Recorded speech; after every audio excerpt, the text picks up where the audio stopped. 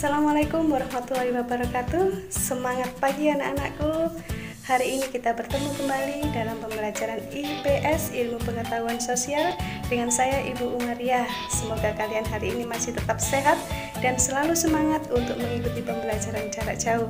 Sebelum kita mulai pembelajaran kita hari ini, marilah kita berdoa agar ilmu yang kita dapatkan nanti bermanfaat buat kita semuanya.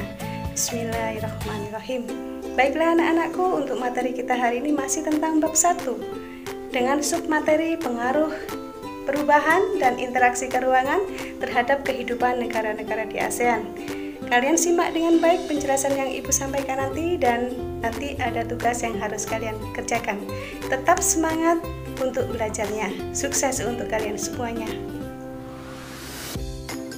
Tujuan pembelajaran kita hari ini melalui pembelajaran daring dengan media PowerPoint. Kalian diharapkan bisa menganalisis pengaruh perubahan ruang dan interaksi antar ruang terhadap keberlangsungan kehidupan ekonomi, sosial, budaya, politik, dan pendidikan.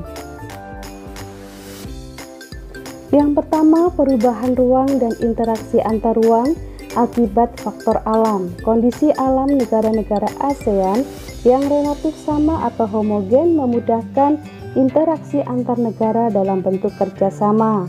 Kita tahu bahwa letak wilayah ASEAN pada 28 derajat lintang utara sampai 11 derajat lintang selatan dan 93 derajat bujur timur sampai 141 derajat bujur timur menyebabkan wilayah kawasan Asia Tenggara memiliki iklim yang hampir sama, yaitu iklim tropis. Hanya satu negara yang tidak beriklim tropis, yaitu Myanmar bagian utara. Dengan iklim tropis ini, ciri yang paling utama yaitu adanya musim kemarau dan musim hujan yang disebabkan oleh adanya angin muson, baik angin muson barat maupun angin muson timur. Faktor alam yang mendorong bentuk kerjasama yang pertama adalah faktor iklim. Faktor-faktor iklim bisa berupa suhu udara, sinar matahari, kelembapan udara, curah hujan, angin atau tekanan udara. Perubahan iklim bisa mengakibatkan terjadinya bencana alam klimatik atau bencana alam yang disebabkan kerusakan faktor-faktor iklim. Contoh bencana klimatik yang melanda negara-negara ASEAN, di sini ada badai Haiyan di Filipina, ada angin puyuh di Vietnam, banjir di Myanmar, kebakaran di Indonesia ataupun kekeringan di Indonesia. Contoh kerjasama ASEAN dalam menanggulangi bencana klimatik seperti Malaysia dan Singapura atas nama ASEAN memberikan bantuan peminjaman pesawat pemadam kebakaran kepada Indonesia ketika terjadi kebakaran hutan yang melanda Sumatera tahun 2015. Dan Indonesia pun membantu Filipina yang mengalami bencana badai Haiyan pada tahun 2014. Yang kedua, faktor alam yaitu faktor geologi. Faktor geologi bisa berupa kondisi tanah dan batuan penyusunannya di bumi.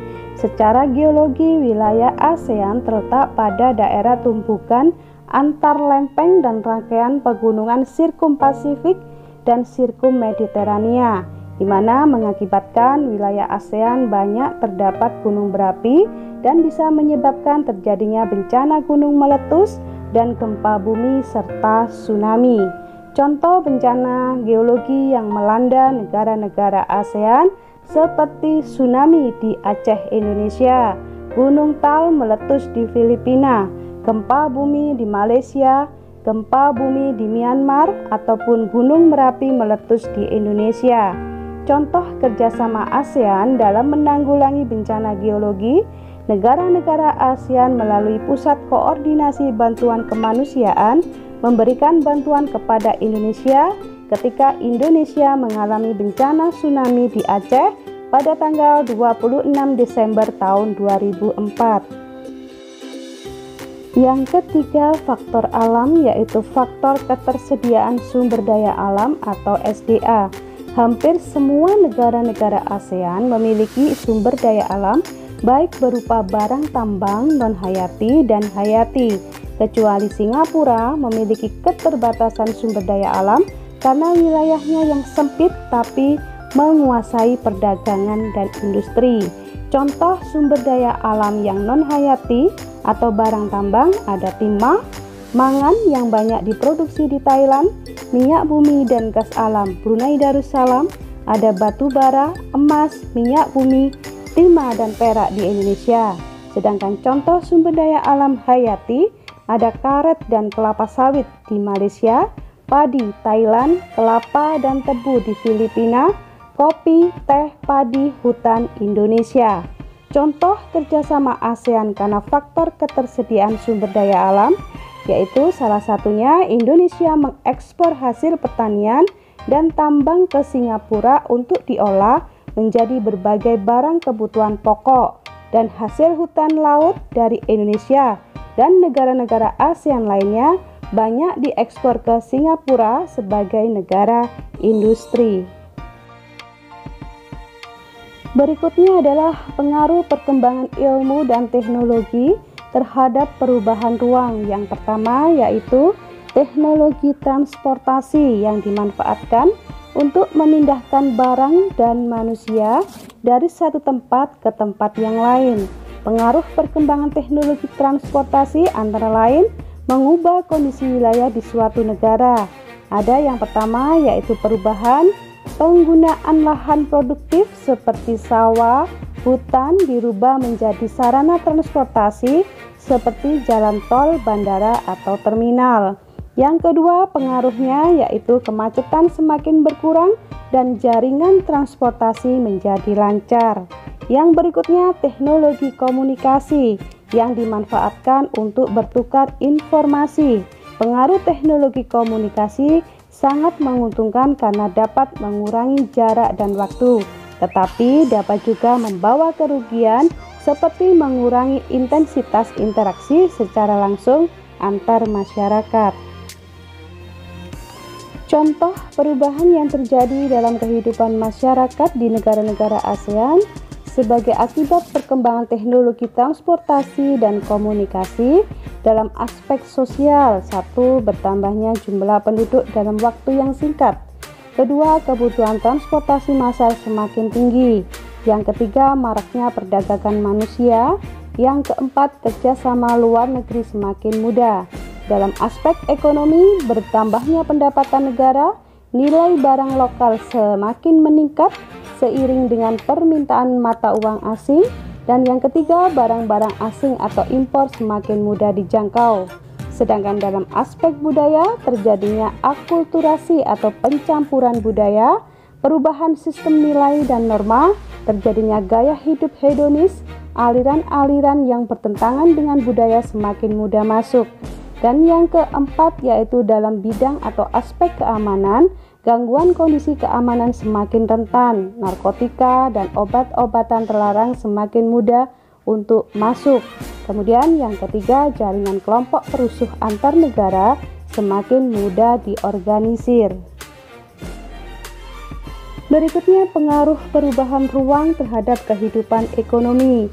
Secara ekonomis, pemberlakuan AFTA (ASEAN Free Trade Area) akan menjadikan ekonomi menjadi lebih luas. Salah satunya, yang pertama, produsen beras seperti Thailand dapat dengan mudah mengekspor produknya ke Singapura, Indonesia tanpa dibebani pajak. Begitupun sebaliknya.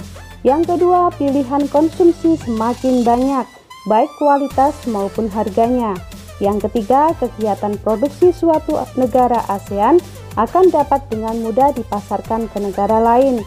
Contoh, produk elektronik Singapura dapat lebih mudah diperoleh oleh masyarakat di negara ASEAN. Dan yang keempat, kegiatan distribusi menjadi lebih luas jangkauannya melalui distributor. Berikutnya yang terakhir yaitu pengaruh konversi lahan pertanian ke industri dan pemukiman terhadap perubahan ruang dan interaksi antar ruang.